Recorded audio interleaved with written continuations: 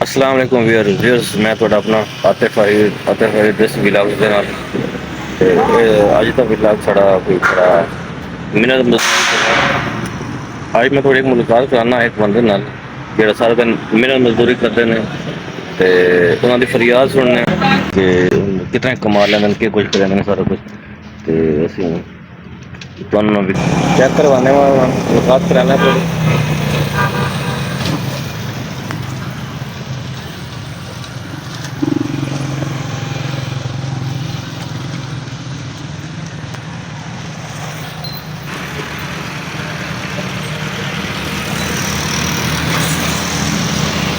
ਅਸੀਂ ਤੁਹਾਡੀ ਮੁਲਾਕਾਤ ਆਉਣਾ ਚਾਹੁੰਦੇ ਹਾਂ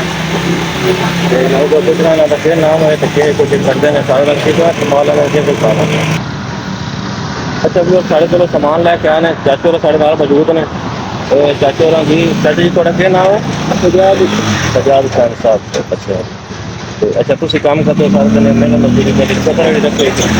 ਮੈਂ ਤੁਹਾਨੂੰ ਇਹਨਾਂ ਪਤਰੜੀ ਨਾਲ ਹੀ ਖਾਣਾ ਕੰਮ ਤੁਹਾਡਾ ਖੁਤਰੜੀ ਹੈ ਸਾਰਾ ਦਿਨ ਸਮਾਨ ਲੋਕਾਂ ਦੇ ਲੈ ਕੇ ਆਉਂਦੇ ਹੋ जी ਤੇ ਹੋਰ ਵੀ ਕੁਝ ਨਾਲ ਕੰਮ ਕਰਾਂਦੇ ਹੋ कोई जी खोतरेड़ी काम करूँगा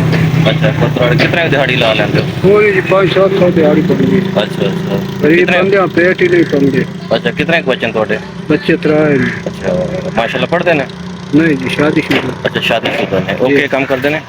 ये मेहनत मजदूरी दिहाड़ी दे अच्छा मेरे ठीक हो गया सही हो गया सुबह किस टाइम आते हो किस टाइम वापसी आते सुबह से जी 8-8:30 बजे आने 8:30 बजे 8 8:30 बजे सब दुकान का टाइम होता ओपन होता जी हाँ जी अच्छा ते शाम में लेट में नहीं सही है तो कितनी दिहाड़ी बना लेंगे हो दिहाड़ी है जी 500-700 800 जी ਤੇ ਗੁਜ਼ਾਰਾ ਹੋ ਜਾਂਦਾ बाकी गरीब बंदे पेट ही नहीं पाएंगे 2-300 खोता खा लेना ਸਹੀ ਹੋ अपना सबके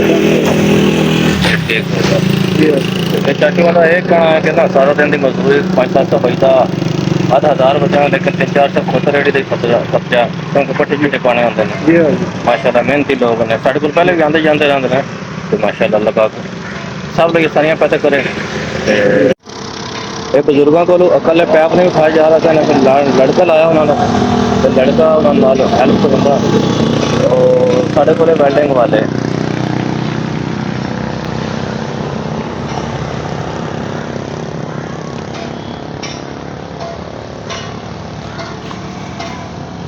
वेल्डिंग वाले हैं उन्होंने समान आया चाचे ना वैसे पहले मुलाकात हुई है लेकिन मैं तो चलो अज व्लॉग बना लेना इन्होंने तो अल्लाह पाक सब वास्ते आसानियां पैदा करे ते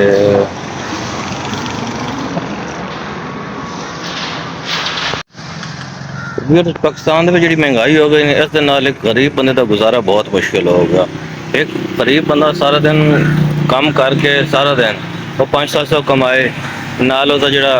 उन्हें कुछ खोतर रखा जो भी मतलब किसी ने रक्षा रखा उन लड़के ने रक्षा रखा वो अपने खर्चात होंगे ने उस नाल पेट पालना बहुत मुश्किल हो गया अल्लाह पाक साढ़े वास्ते आसानियां पैदा करे अगर रमज़ान की बरकत नाल साढ़े वास्ते आसानियां पैदा करे तो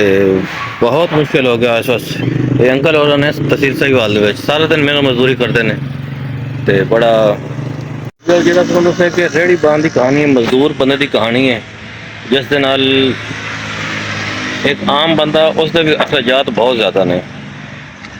तो ये तो बेचारे गरीब लोग ने जिहड़ा सारा दिन की मजदूरी करने वाले ने अल्लाह पाक सब वास्ते आसानियां पैदा करे तो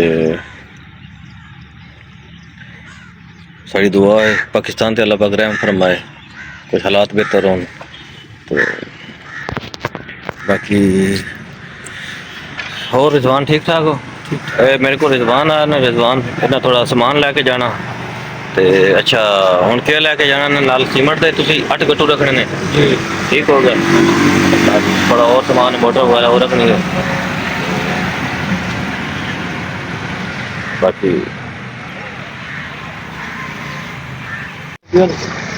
आज जैसा तुम दसा रेहड़ी पान बहुत मुश्किल गुजारा करते हैं पहली बेर से मजदूरी होती है बच्चे भी करते हैं सारा कुछ करता तो मुश्किल है गुजारा करना बड़ा मुश्किल करता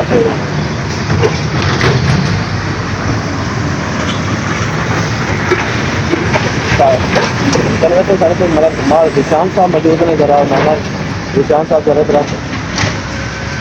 तो मैंने मैच भी खेलिया तो जरा इन्होंने कोई तस्वीर लेना है तो कुछ